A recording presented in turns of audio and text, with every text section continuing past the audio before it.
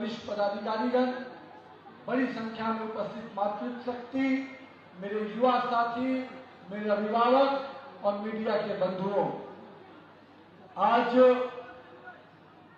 मां जगत जननी मां कामाख्या की नगरी को नमन करते हुए सिर झुकाता हूं रामकृष्ण नगर काली मंदिर के चरणों में, जिनकी कृपा और आशीर्वाद से पूरे क्षेत्र में एक शांति का और एक सौहार्द का वातावरण है।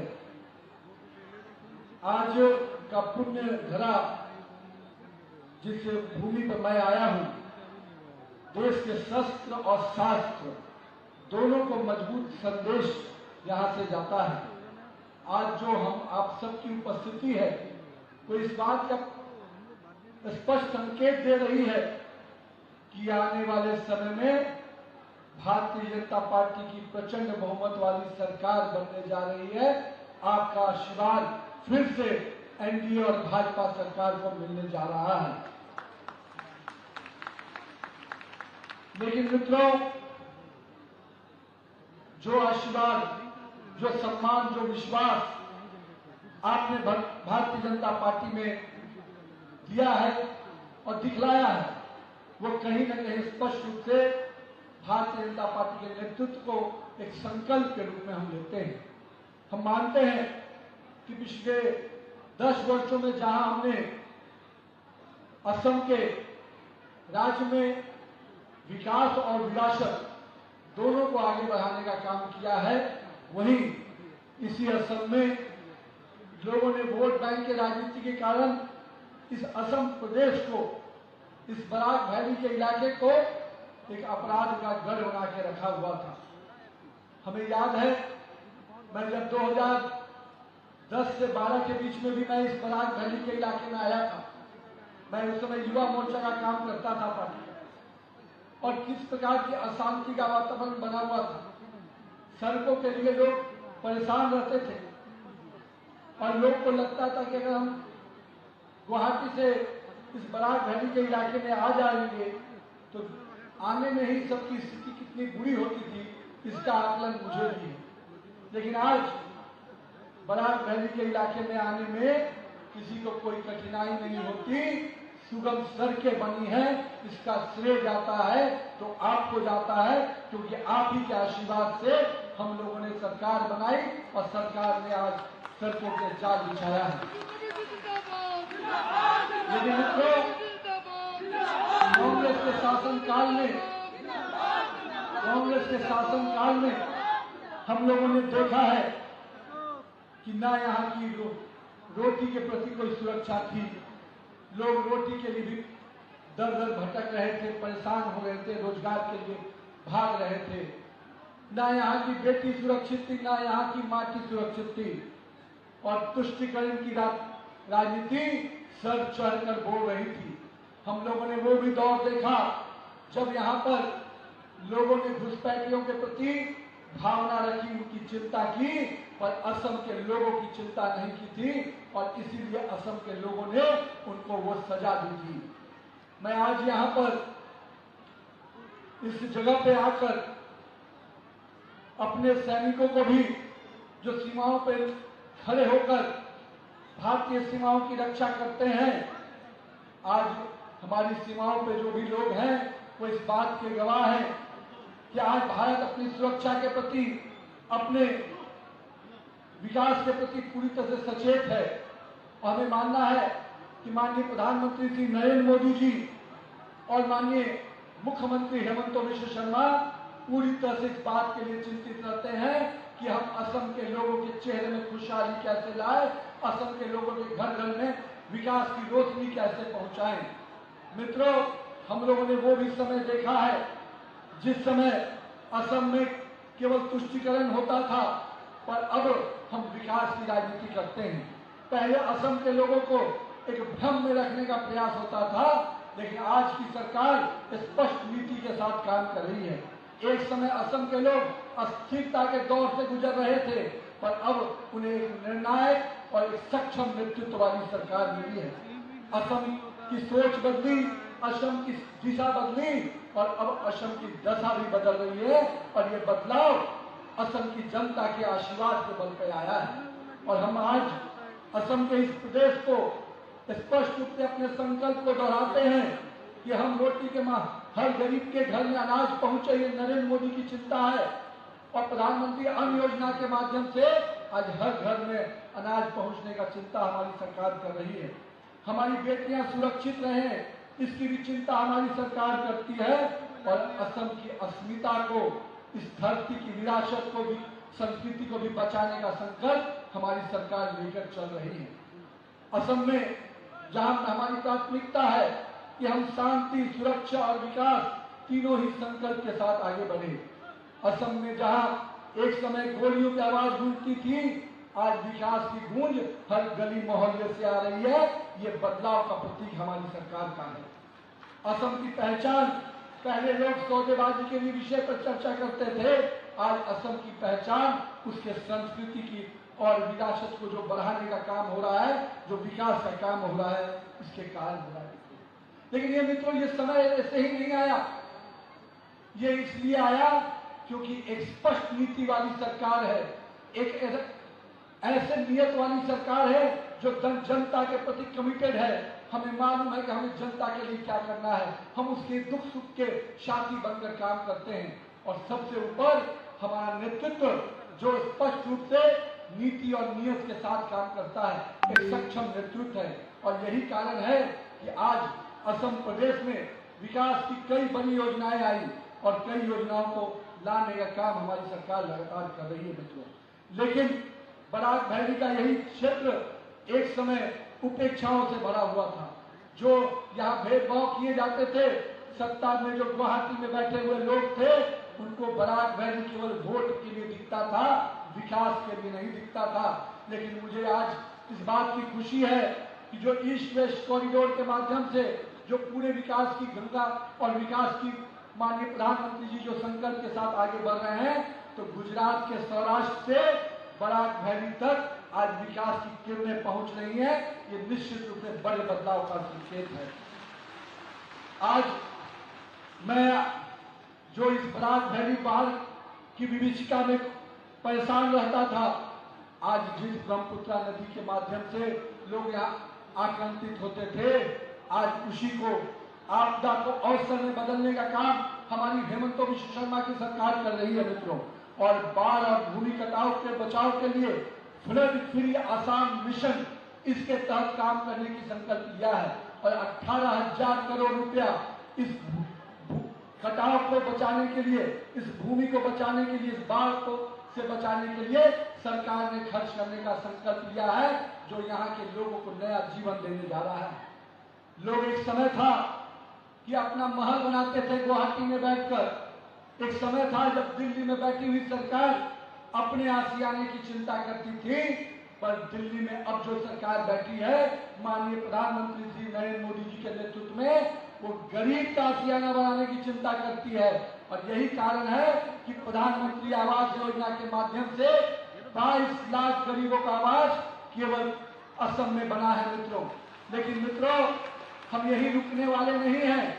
हमें मालूम है कि असम में अभी भी कई और कच्चे मकान हैं और उन मकानों को भी पक्का करने का संकल्प हमारी सरकार ने लिया है।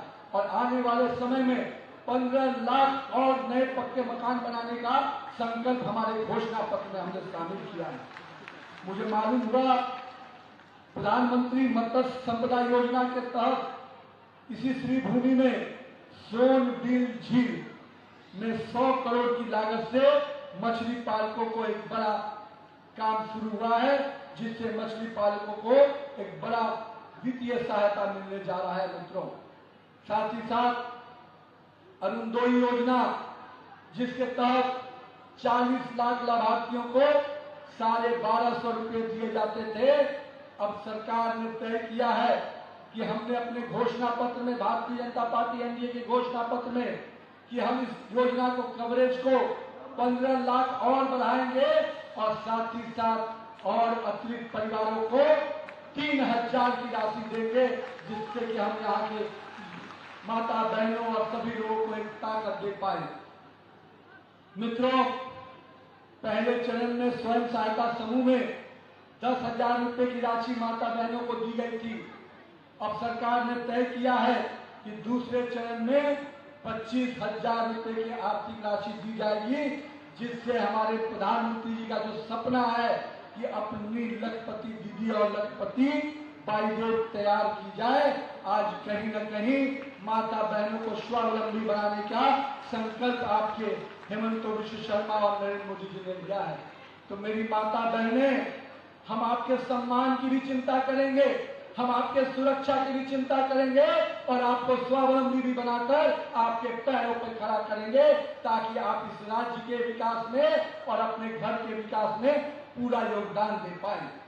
साथ ही साथ मित्रों, मेरे युवा साथी, जो एक समय था शिक्षा के लिए, रोजगार के लिए बाहर जाना पड़ता था, मुझे मालूम हुआ, मेरे भी कुछ मित्र पढ़ते थे दिल्ली में मेरे साथ, असम के ही कुछ मेरे मित्र थे। मैं उनसे जब पूछता था कि मेरे बिहार में तो भाई स्कूल कॉलेज उतना नहीं है, आपके यहाँ क्या स्थिति है, तो बोलते थे भाई मेरा भी असम में स्थिति ऐसी है, मुझे भी अपना राज्य छोड़कर दिल्ली में पढ़ाई करने आना पड़ रहा है। लेकिन मित्रों, पिछले 12 वर्षों 10 वर्षों में असम के युवाओं को एक मौका मिला है। अब असम के युवाओं के लिए दर्जनों मेडिकल कॉलेज, दर्जनों इंजीनियरिंग कॉलेज खोले गए हैं। अब असम का युवा शिक्षा के लिए बाहर जाने की आवश्यकता कम कर रही है। कहीं न कहीं ये बदलाव है मित्रों, लेकिन इसके साथ साथ हमारे आईटी के सेक्टर के लोग, मेरे युवा साथी आज टेक्नोलॉजी की पढ़ाई पढ़ रहे हैं। तो मुझे ये बताते हुए खुशी है कि प्रधानमंत्री नरेंद्र मोदी जी ने सेमीकंडक्टर के में भी एक बड़ा इन्वेस्टमेंट इस असम प्रदेश को देने का काम किया है और 27,000 करोड़ का सेमीकंडक्टर का यूनिट असम में लगने जा रहा है मित्रों। अब आप सोचिए कि कल तक का हमारा जो युवा बेंगलोर, चेन्नई, हैदराबाद जाता था, अब असम का युवा असम में ही आईटी के सेक्टर से नौकरी भी पाएगा और साथ ही साथ दूसरे राज्य के लोग भी अब असम में नौकरी की तलाश में आएंगे।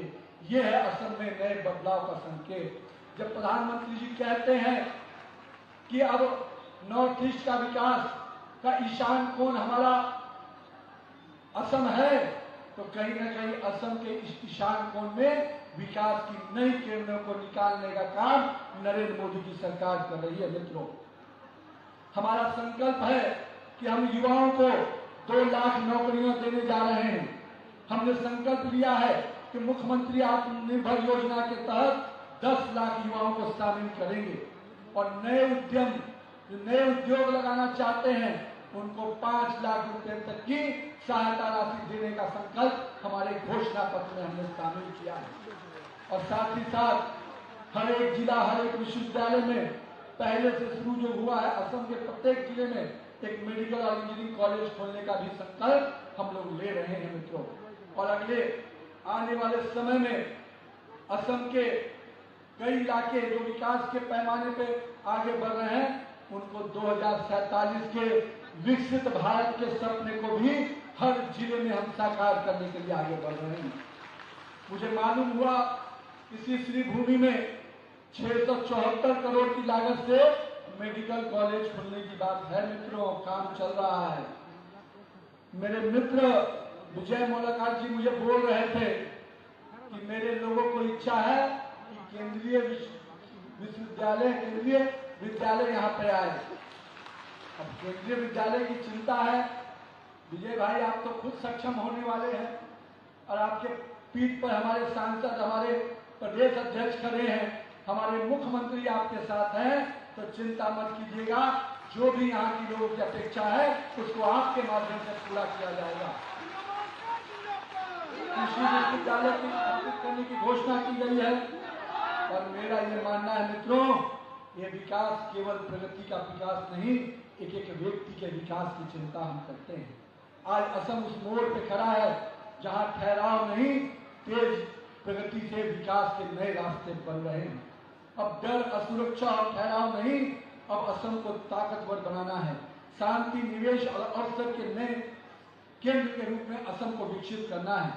आज का विकास उद्योग और उम्मीदों के साथ आगे बढ़ने वाला विकास है, नई पहचान के साथ नई संभावना का असम बनेगा, इसको लेके हम लोग संकल्पित हैं। मित्रों, मैंने देखा है अब कई लोग चुनाव में आए हैं और कई हमारे, जब कोरोना कालखंड था तो भाजपा का कार्यकर्ता घर घर जा रहा था। हमारे नेता प्रधानमंत्री नरेंद्र मोदी जी उस संकल्प के समय में भी आपके साथ खड़े थे, लेकिन कांग्रेस का एक प्रधानमंत्री ऐसा था जिसने इसी असम पर जब विदेशी लोगों ने हमला किया तो कह दिए मेरा हृदय तो असम के साथ है लेकिन मैं असम के साथ नहीं। लेकिन मित्रों, आज के आपके नेता, आपके प्रधानमंत्री, आपके भाई, आपके प्रधान सेवक नरेंद्र मोदी कहते हैं कि मेरे लिए 140 करोड़ जनता, 1,40 करोड़ जो हमारी जनता है वो अपने आप में मेरी ताकत है, मेरी ऊर्जा है और मैं इस ऊर्जा और ताकत के बल पर इस देश का विकास कर रहा हूं। मित्रों, यह अंतर है हमारे नेतृत्व के सोचने का। इसी असम के प्रदेश में मैं जब 2012 में आया था, शहीद श्रद्धांजलि यात्रा निकालने के लिए गुवाहाटी से तवांग की यात्रा करने आया था, उन शहीदों को नमन करने के लिए आया था। तो मैं जब अरुणाचल के तवांग और बोमला के बॉर्डर पे गया और मैंने जब वहां के सैनिकों से पूछा कि हमारे सरहद के पास ये कच्ची सड़कें क्यों हैं और चीन के सीमाओं में पक्की सड़कें क्यों हैं, तो हमारे सैनिकों ने मुझे जवाब दिया कि भाई आप भाजपा वाले इस बात को उठा रहे हैं, लेकिन दिल्ली में बैठी हुई सरकार कहती है सड़कें मत बनाओ पक्की, नहीं तो विदेशी सैनिक हमारे घर में आ जाएंगे। ये सोच थी उस समय की सरकार की, पर आपने जब सरकार बनाई, अपने प्रिय नेता नरेंद्र मोदी जब दिल्ली में बैठे तो उन्होंने तय किया कि हमारे सैनिकों का सर झुकने नहीं देंगे और पूरी पक्की सड़कें चीन के सीमाओं तक है और किसी विदेश की हिम्मत नहीं कि हमारे 1 इंच जमीन भी ले ले। हमें याद रखना चाहिए, यही कांग्रेस के लोग हैं जो लाखों एकड़ जमीन घुसपैठियों को दे दिए, विदेशी ताकतों को दे दिए। लेकिन आपने हेमंत विश्व शर्मा के नेतृत्व में अगर सरकार बनाया तो लाखों एकड़ जमीन घुसपैठियों से खाली कराकर यहाँ की आवाम को दिया गया, यहाँ के लोगों को दिया गया। मित्रों, ये परिवर्तन है जो आपकी सरकार को आपके आशीर्वाद से करने का मौका मिला है। मैं आजकल देख रहा हूं कुछ पार्ट टाइम पॉलिटिशियन आए हैं, चुनाव आया है तो घूम रहे हैं, लेकिन भाजपा का कार्यकर्ता, भाजपा का नेता और भाजपा का नेतृत्व करता 24/7 काम करता है, फुल टाइम पॉलिटिशियन है और हर समय अपने क्षेत्र की जनता के प्रति कमिटेड होकर काम करता है।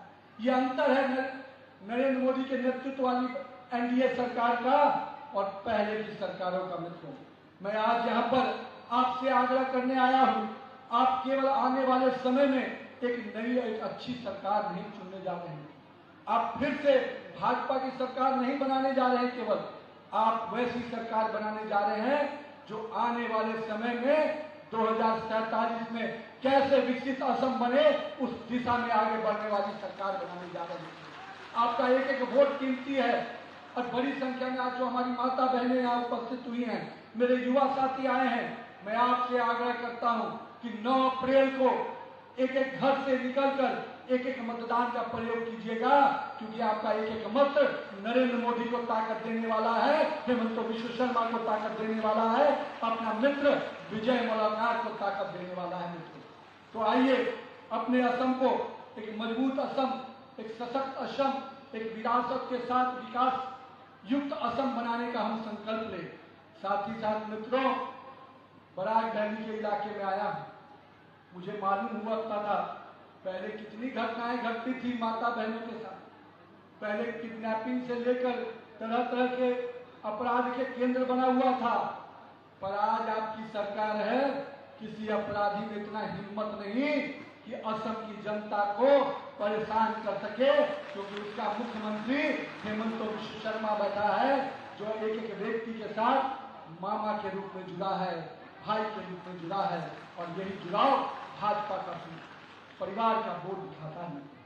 अभी नरेंद्र मोदी जी आए थे, असम के चाय के बागान में लोगों से, माता बहनों से मिले, जिस भाव से मिले लगा कि कोई परिवार का व्यक्ति अपने परिवार के बीच में आया है।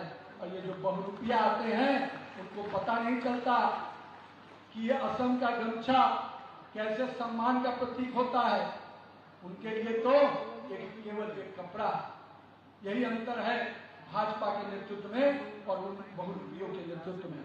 मैं आज आपसे मां कामाख्या की शक्ति का स्मरण कराते हुए, ब्रह्मपुत्रा की ऊर्जा का संकल्प लेते हुए मैं आपसे आग्रह करने आया हूं, आइए अपने असम को झुकने नहीं देना है, अपने असम को रुकने नहीं देना है, अपने असम को आगे बढ़ाना है और विकास के पटल पर सबसे सफल राज्यों के श्रेणी में असम को लाना है।